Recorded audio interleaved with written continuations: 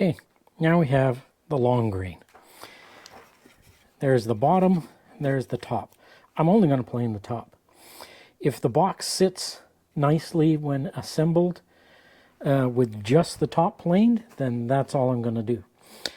If it needs some work on the bottom, I'm going to grab a spoke shave and I'm going to plane between these lines, leaving these corners. That way it will sit on these corners.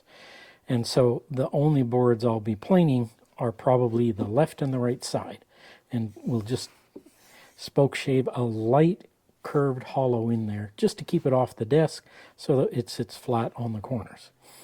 If it needs more than that, I can also plane the front and the back. However, back to planing. Okay, same deal here, exactly as with the face. I am going to plane the board in the direction of the grain. So you can see from here, the grain rises like this. So that means that I want to plane this way. If I plane this way, I'm going to be pushing against that grain and you'll get lots of tear out. If you get it wrong when you do your first stroke and you get lots of tear out, just turn the board around and do it the other direction. It's not a big deal. You'll just plane it out. And again, I'm not worried about planing these all exactly the same height because it's only going to be a couple thousandths out at worst, and we can easily fix that after the box is assembled. We can either use a spoke shave or we can use a card scraper or a chisel, depending on how much that's out. Okay, so there's the edge planed. Now, I would like to put a chamfer on the outside edge at the top. To do that, I am going to use a block plane. A block plane is easy to do this kind of thing with because you don't need to support the board for the angle that you're standing it at. You just rub the block plane back and forth and you get these little thin, long, fur-like shavings.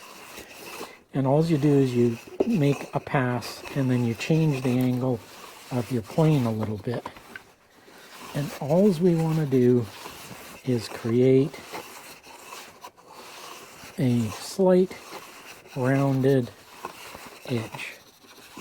If we wanted a sharp 45-degree bevel, we could do the same thing. We would just take multiple passes at the same angle. And if we want it precisely 45 degrees, then the Veritas planes, not this block plane, but some of the Veritas planes can have a fence put on them, and you can get a fence for them that will sit at 45 degrees. Okay, so that's one done. It's got a simple bevel on that. Bottom is not beveled, and the top is plain. So let's do that on one of the sides, or one of the ends. This is the back. That was the left. This is the back. Oops, wrong plane. It's easier to do this kind of thing with a good heavy plane because that will help keep everything in place and it helps with maintaining the angle. You'll notice what I'm doing is I'm taking these fingers and I'm putting them against the board like that. And then these fingers are sitting on top. So these fingers are underneath the plane, these fingers are holding the thing. And that gives me a reference to make sure that I'm planing this flat and not planing in some kind of strange angle. And even if I am putting a slight angle on it, having those fingers under there will keep that angle consistent. Okay, so we've done that. Now we want to plane this outside edge, bevel it. Nice little round bevel.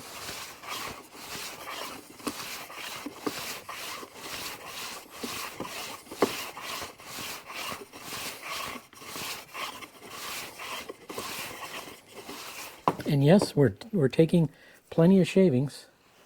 They're just very, very fine hair almost. I'm not trying to create a huge bevel here. I'm just making a simple, light round over so that anything that dings this edge isn't going to chip it out. So there it is. That's done. Okay, I will finish up the rest of these and we'll get back. Actually, I should show you this one because this one has one heck of a nasty knot in there. And that knot runs out. So if I plane that wrong, I could pop that knot out. And then it's not really a big deal. I would just cut a dowel, glue it in there, and shave it off smooth. But you can see that the plane is plenty sharp. The tight mouth, the control goes straight through that knot. No problem. No tear out, nothing. Okay, so next time we'll cover the assembly of the box and then any tweaks. And I'm not going to test fit anything. I'm just going to put it together, glue it, clamp it in place, and then we'll come back and check all of those features. Does it sit flat and etc. But when we clamp it, we'll make sure that it's square. Anyway, we'll go through that in the next video. See you on the next one. Okay, so this is the shavings from finishing off the flat surfaces, the faces of our boards. I've only done the outsides of the boards because the inside of the box, I want this box to look like it was made a long time ago by hand. So I'm not going to touch the inside of the box. We'll leave all of those pencil marks and stainings and holes from previous use and etc. And the manufacturer's marks are here as well. So we want all that to show on the inside. Okay, so let's put that aside.